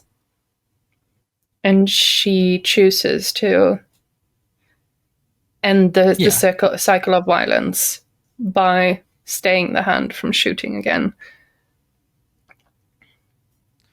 I see. The thing is, like, that's a... what thematically does that say, though, in terms of, like, all of the other themes of cultural identity that have been in the book up until that point? That's why, like, to me, it's like, it's not quite clear what... I just don't feel like the book is super clear. The book obviously is playing with a lot of themes of, like, so for example, you could make a connection between the deers having this ancestral memory of one generation passing on to the others about how the train is dangerous. And you could go, okay, you know, obviously cultural legacy and one generation talking to the next is also very important for the tribe. But it's like, this is actually just science. Animals have genetic memory. It's been proven. No, I know, but I'm just saying metaphorically, what do those two things say about each other? I think there's a temptation to go like, oh, the author put those two things in to say something, and I don't necessarily know that he did. I mean, it feels again I don't think he put that in as a specific point to be like, oh, this is the theme. I think that is something you're taking from it and being like, how does this make sense? That's what I'm saying, though, is I think there's a lot of threads that feel important because the author is very talented and was interested in exploring these themes, but I don't think the themes actually tie together in the end. I think you might be able to go like, okay, the constellation of these dots make a shape, but I don't really feel like they come coherently together because the book isn't really about a cycle of violence per se. It's not like the reindeer killed Lewis's father, so he killed the reindeer. You know what I mean? That was his killing of the deer was more of a rupture in his own culture, and in a way he, by trying to be more Indian, betrayed his Indianness. And so the deer, and so that doesn't really play into like giving this calf back to the mother being a peaceful moment and the way to stop the monster. Do you see what I'm saying? The theme with the mother calf, and the theme with him sort of digging the calf out of the belly of his dead girlfriend kind of reflects back on this cultural attitude that it is way worse to take the life of a woman carrying a child than it is to simply take the life of a woman. And also, there's been a lot of, like, if you read about women's questions, you know that there's a lot of statistics showing, and a lot of scientists talking about how culturally domestic violence is a big issue with certain minority communities because for very good reasons, they have kind of closed themselves to even more than a normal household has closed itself to outside its inside. Like even even if two white people are middle class and married, like there is this shield towards the outside world, where things like domestic violence can happen without it being seen. And these protective mechanisms are a lot stronger with closed communities, minority communities, people who have had reason to not want authorities, governments involved. So one of the themes that the book is clearly somehow trying to look at is violence against Native women. And I believe that that is really the cycle of violence that is kind of coming to an end. Okay.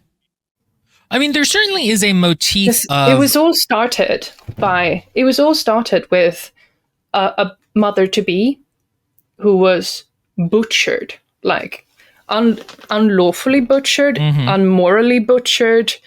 And she wasn't even hunted and shot in a clean way. Like they were shit. Like as someone with friends who are hunters, it made me very angry to read this book. It made me incredibly disgusted that people would just go out into the woods and just shoot willy-nilly. Because like, do you even care? But anyway, what started this curse, this cycle of hatred, was the murder of a mother-to-be.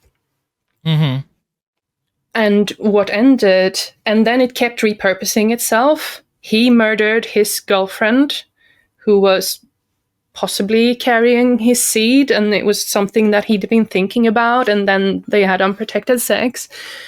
And then he dug a calf out of her. And in the end, what ended the circle of violence was that mother and calf were reunited, and the cycle could have continued by more violence.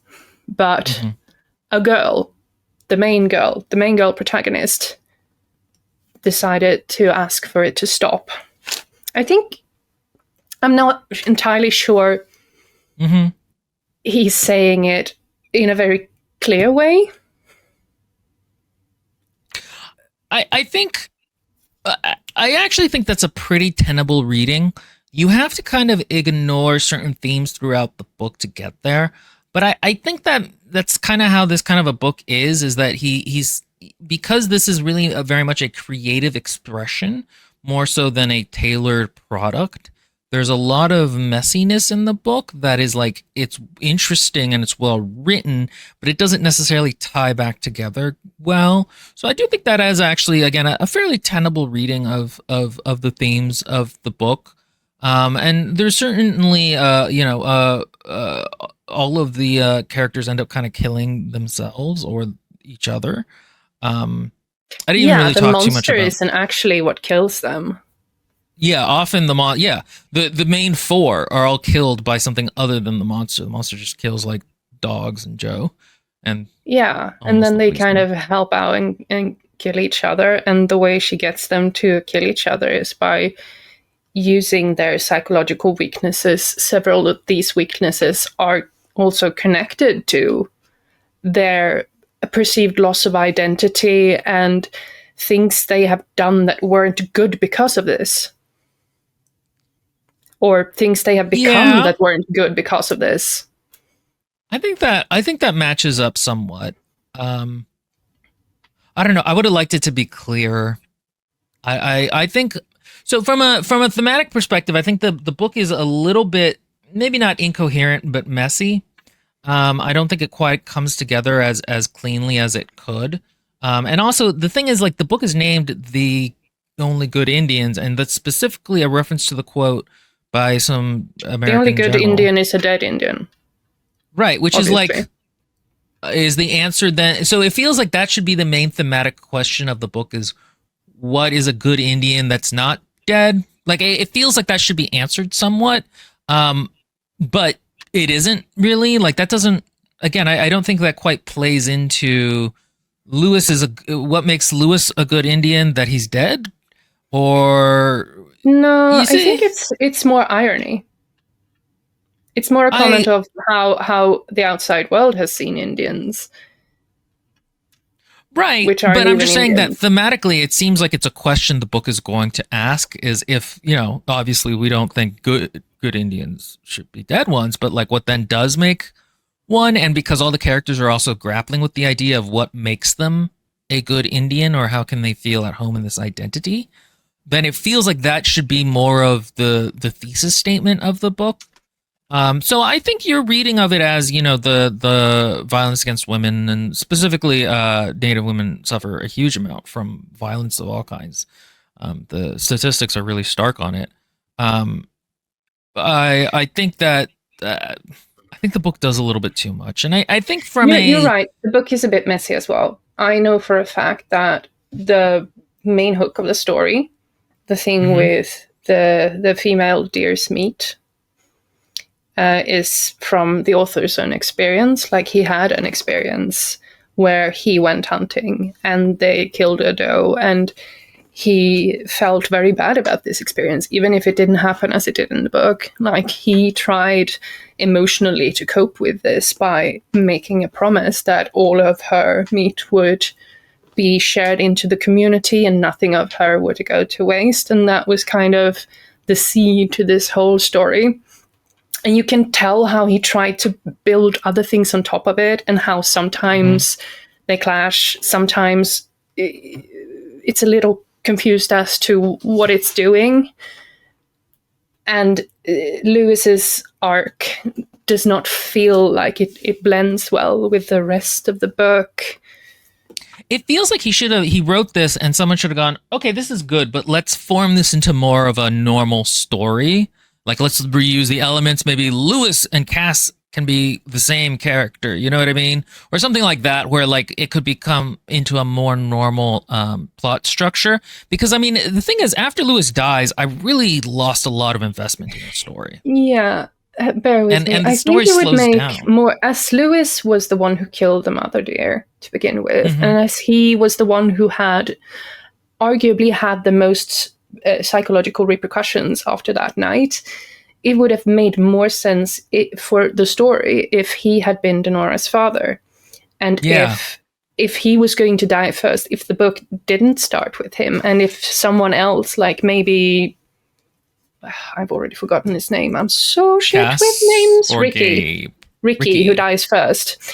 If he was kind of Lewis, like the man who left the reservation, who got a white girl wife, and who kind of got you briefly into the story, Or but who even Lewis wasn't. could have had Denora before he met what's her face, Peta, and like she was just kind of like a child he was estranged from, but there still could be kind of like a relationship there. I feel like again, a lot of these elements could kind of be collapsed into each other in a way that made more sense. But I Mm-hmm. think the way this author writes, and I think a lot of horror authors, I felt like this about Stephen King sometimes too, um, He's and a some of the discovery other ones. writer. Yeah, exactly. And they build all these tunnels and then they just stop writing. And it's like, well, what if you took those tunnels and put them back together again? Yeah. Okay. But Stephen King himself has said that that is not. There's simply not a way he can work. Like the story yeah, will go where, and he can edit it, but he can't build a story by the blocks in some way other authors can, yeah. and that's And why it's going to lead to a rather uneven quality sometimes. yeah, you get Um, an unevenness, but you also get a creative verve from it. Again, he's a really talented writer. You really do get the sense that, and again, there are parts of this book that are really good. I mean, and I think that would be, if I were to recommend this book, I would say, if you want a perspective into Native American culture and the reservation culture, definitely read this book. This is the best depiction of it I've seen, and yeah, really the only really real cool. exploration of it.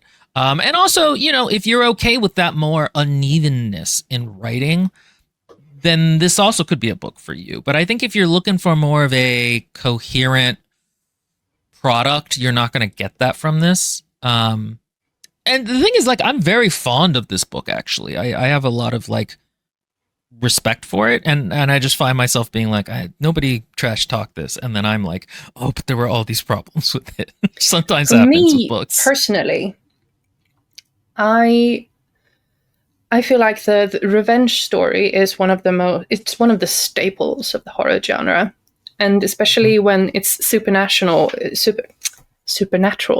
revenge Between nations, with a supernatural. supernatural with a monster. It usually follows this very set up structure where all of except the main character dies, and then we get kind of an ambiguous ending, like an almost but not quite ending, or a just kidding ending, like you thought you got away but you didn't. I really like the inversion of this, where for a long time it just follows that kind of story structure, and then right at the end we veer off and we're like, that is not what we're doing with this. What put the status quo back into place was actually the wheel kind of coming full circle, and the things that were separated in a violent fashion at the beginning came back together, and that's where we ended. For me, that's the emotional pay for reading this book, and why I like it a lot better than a lot of other horrors that I read that are maybe at times better executed, more coherent, sometimes simpler to understand, especially because there's less cultural nuances, there's less inside jokes, there's less, because I know that the deer woman is also a cultural phenomena, like the legends of deer women, and the deer being, I think, protectors. I'm not an expert. Yeah. Well, and also, I would imagine it actually varies quite a bit between different tribes' mythologies. Yeah, this is specifically you know what I mean? Blackfoot, Right? because that's the Blackfeet. author's. Yeah, Tribe. Blackfeet. Yeah, no, because it's like there are certain, cultural commonalities or recurring figures in cultures that are close to each other, but they're not necessarily the same ones. But yeah, I again, I'm fond of this book. I'd like to read more by him. Maybe something that was like a little bit more polished would be good. Something that's maybe more of like a knit book. But it's definitely a worthwhile book. A few people in the book club channel mention that My Heart is a Chainsaw, which is another book by the author, is a little bit more put together. Probably what you're describing, yes. Okay, yeah, it would be interesting, I think, to do that. I'm glad this got picked by the book club, but yeah, I'm so stoked that someone nominated this, and because you have no idea how long I've wanted. Well, I did want Katie to read it too, but I'll take what I can get. But it was like, I can't nominate it because I can't nominate books anymore. Yeah, that's heavy weighs the crown. So I have to just sit back and hope for someone else to do it. And you did. You came through. I love you. Let me see if I can find. Well, no, I'll shout them out in the comments or something. But yeah. And if you would like to nominate a book, join our book club. Like we said, it's a good time. As you can see on the live streams, if you comment, we will actually click on your comments quite a lot. Chris M is becoming a staple of the comments. She's pretty. I appreciate you so much, Chris. You're so insightful and so active, and it's always fun to read your thoughts. It feels like what you used to do in the comments before you became a host, like where you would just fact check us all the time and add in like all these like little comments. So it's really nice. I had a lot more interesting things to say before I was actually on camera. It's so sad. No, Chris, it's it is really nice to have someone who's just very invested in saying. Yeah, and you're always reading the books. You're always engaging with the contents of the books. It's really good, and you have actual reflections. Like, you clearly do I read this, I parse it, and then I make a thesis around it, and I appreciate it so much.